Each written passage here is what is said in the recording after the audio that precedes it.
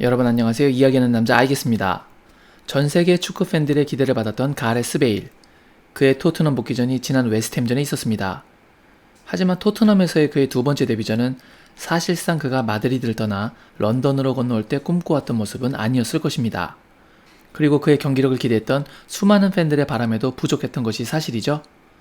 하지만 축구계에서 자주 사용되는 폼은 떨어져도 클래스는 영원하다 라는 표현처럼 순간적으로 수비수들을 벗겨내며 위협적인 모습을 한 차례 보여준 것도 사실입니다. 많은 기대와 우려 속에 임대 선수임에도 불구하고 토트넘 주급 1위라는 어마어마한 돈을 주면서 데려온 가레스 베일. 우승 가능성 이야기마저도 나오고 있는 토트넘이 필수적으로 해결해야 할 톱4 재진입을 위해서는 과연 이 어마어마한 투자를 한 베일이 어느 정도 활약을 해줘야 하는 것일까요? 많은 전문가들이 베일이 어느 정도만 해주면, 잘해주면 이런 식으로 약간 추상적인 표현을 써가며 그의 활약에 대한 이야기를 했는데요. 스카이 스포츠의 아담 베이트 기자는 이들보다는 좀 더 구체적인 제시를 하고 있었습니다. 기사에서는 여러가지 기록에 대한 통계를 보여주면서 베일의 영입이 이번 시즌 토트넘의 성공으로 이어지기 위해서는 이 정도의 역할을 해내줘야 한다는 베일의 구체적인 몫을 제시해준 것이죠. 오늘은 개인적으로 매우 인상 깊었던 이 기사의 내용을 여러분께 전해드리는 시간을 가져보려고 합니다. 그럼 과연 베일의 몫은 어느 정도인지 그 디테일 속으로 함께 들어가 보시겠습니다. 제목, 토트넘으로 돌아온 가레스 베일. 왜 그가 조세 무리뉴의 핵심을 쥐고 있는가? 베일은 31세로 대부분의 기준에서는 전성기를 지났으며 그가 특출난 선수가 될 것 같다는 증거는 매우 적다. 그는 레알 마드리드에서 지난 시즌 20번의 경기에 출전해서 단 3골밖에 넣지 못한 채 10년간 가장 저조한 성적을 가지고 돌아오게 된다. 그가 12개월 동안 레알에서 득점한 단 1개의 골은 컵 대회인 코파델레이에서 3부 리그 팀인 유니오니스타스를 상대로 아주 적은 관중이 있는 살라만카 마을의 대학교에서였다. 레알에서 연속 경기 득점을 한 경우는 2년이 넘었다.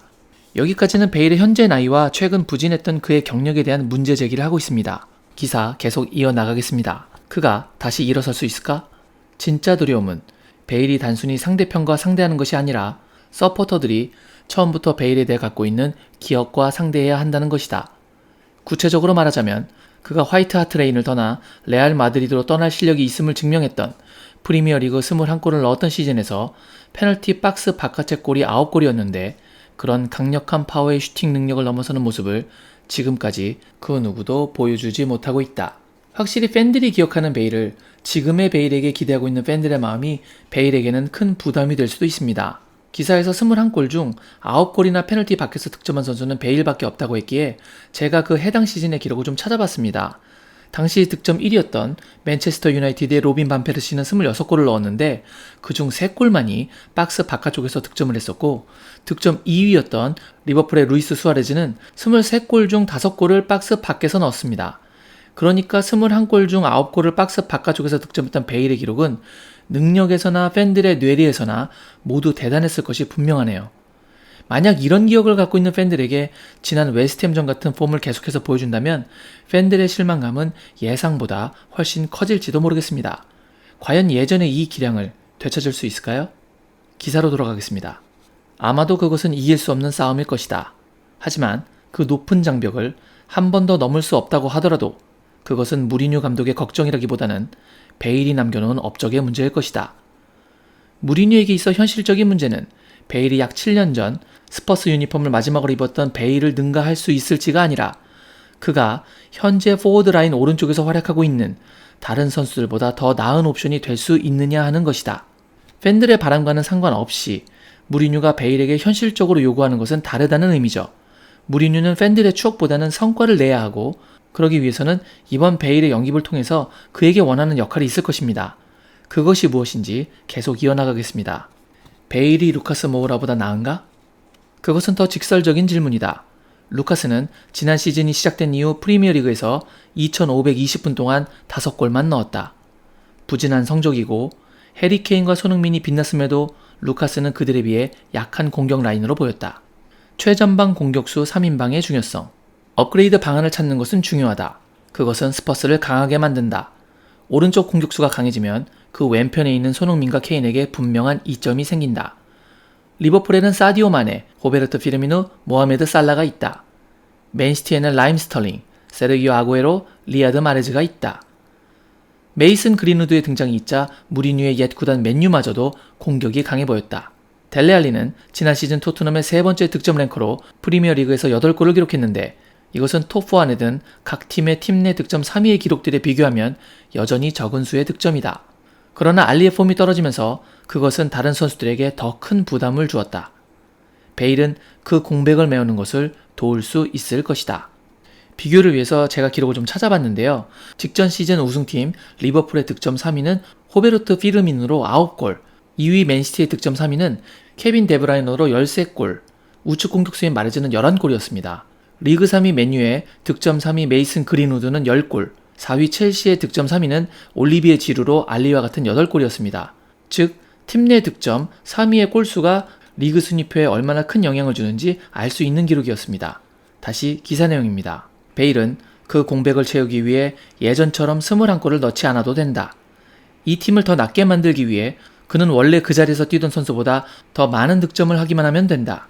베일이 이 팀을 올바른 방향으로 가도록 도움을 줄 것인가? 베일이 마레즈나 그린우드가 오른쪽 공격수 자리에서 득점하는 것처럼 골을 넣을 수 있을까? 비록 그의 폼에는 약간의 변동이 있었지만 베일은 라리가에서 첫 6시즌 동안 90분마다 0.40골 이하로 내려간 적이 없었다. 그의 가장 좋은 시즌은 90분마다 거의 한 골의 비율로 득점해 리그에서 19골을 넣었던 모습이었다. 전체적으로는 베일이 토트넘과 레알 마드리드에서 2만 분 이상 뛰었던 지난 10시즌 동안 그의 118골은 90분당 0.50골의 비율로 계산된다. 보시는 화면이 지난 10시즌 동안 가레스 베일의 경기당 평균 득점률입니다. 15-16 시즌에는 경기당 0.98로 거의 매 경기 한 골씩 넣는 무시무시한 득점률을 보여줬었군요. 만약 무리뉴가 베일을 이번 시즌 남은 34경기에 대부분을 뛰게 할 수 있다면 21골을 넣었던 시즌을 다시 해내는 것이 그를 넘어서는 것으로 느껴질지도 모르겠지만 12골 정도 넣는 것은 더 좋은 성과일 수 있을 것이다. 케인과 손흥민이 올 시즌 각각 3골과 6골을 넣었다는 점과 부상도 없다고 가정하면 스퍼스에게는 프리미어리그에서 12골까지 넣어줄 수 있는 선수 3명이 생기게 된다. 프리미어리그 역사상 오직 14번만이 동일 시즌에 다득점을 한 뽐낼만한 선수 3인방을 가지고 있었다. 그러면서 이렇게 한 시즌에 12골 이상 넣은 공격수 3인을 가졌던 팀과 그 팀의 리그 성적을 도표로 보여줬습니다. 이 표를 보시면 왜 팀 내 득점 3위 선수의 성공 척도를 12골로 잡았는지 이해하실 수 있을 겁니다. 93-94 시즌 맨유는 에릭 칸토나 18골, 라이언 긱스 13골, 마크 휴즈 12골을 기록하며 리그 우승을 시작으로 07-08 시즌까지 크리스티아노 호날두 31골, 카를로스 테베즈 14골, 웨인 루니 12골로 우승하며 지속적으로 리그 우승 또는 준우승이라는 뛰어난 성적을 만들어냈습니다.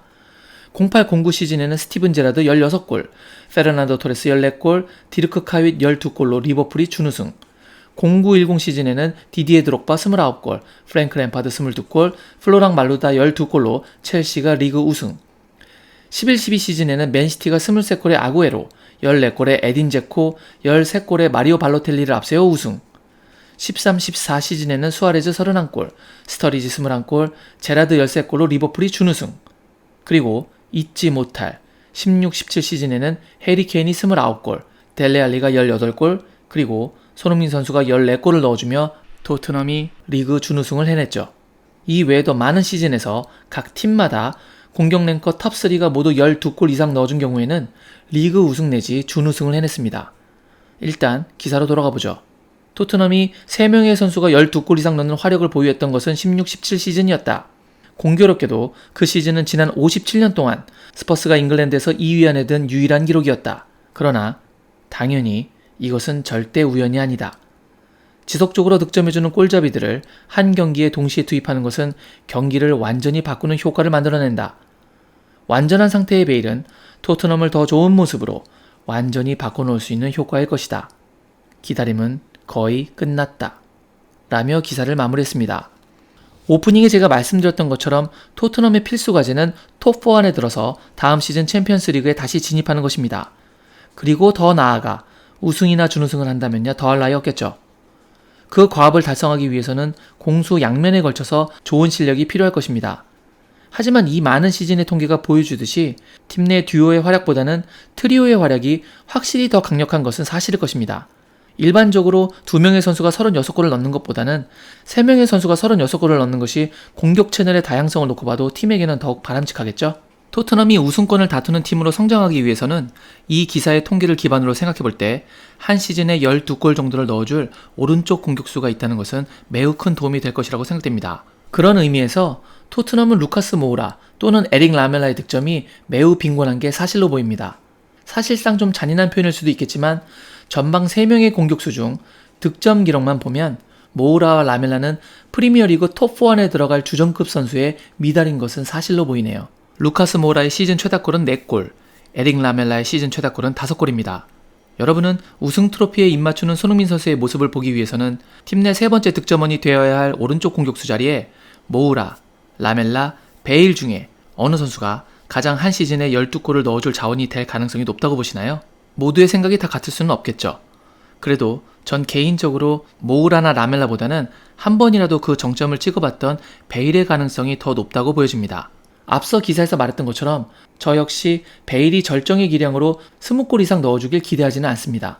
다만 기존 레스터에 더해 이번 시즌 무서운 상승세를 보여주고 있는 에버튼과 아스톤 빌라와의 경쟁까지 가세한 프리미어리그에서 톱4에 진입하기 위해서는 가레스 베일이 12골에 근접한 실력만이라도 보여주길 바라고 있습니다.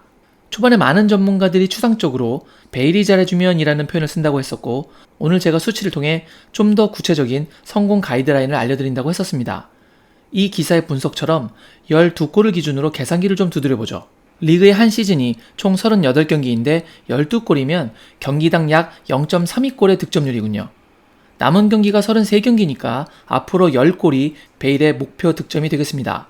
그러니까 베일이 평균적으로 3경기당 1골씩 넣어주면 그의 영입은 주급에 비해서는 부족한 것이 맞지만 팀이 상위권에 안착하는 것에는 분명 기여한다고 생각됩니다. 물론 한 선수의 영향력이라는 것이 단순히 골수로만 판단할 수는 없겠죠. 그러니 이 분석이 베일의 성패를 보는 기준의 전부가 되어서는 안 될 것입니다. 하지만 하나의 지표로서는 충분히 가치가 있다고 보여지네요. 이제 토트넘의 경기를 보며 과연 베일이 몇 골을 넣어주는지도 함께 생각하면서 경기를 보신다면 보다 풍성하게 축구를 즐길 수 있지 않을까 싶습니다. 과연 베일 영입의 성공 기준은 무엇일까? 그리고 왜 무리뉴와 토트넘에게 베일이 중요한가? 라는 주제의 기사를 토대로 오늘 영상 만들어봤습니다. 여러분께 유익한 시간이었기를 바라고요. 저는 다음 경기 이후에 여러분께 인사드릴 것을 약속드리면서 오늘 영상은 이만 마무리하도록 하겠습니다. 영상이 좋으셨다면 좋아요 부탁드리겠습니다. 건강 잘 챙기세요. 역시 I guess.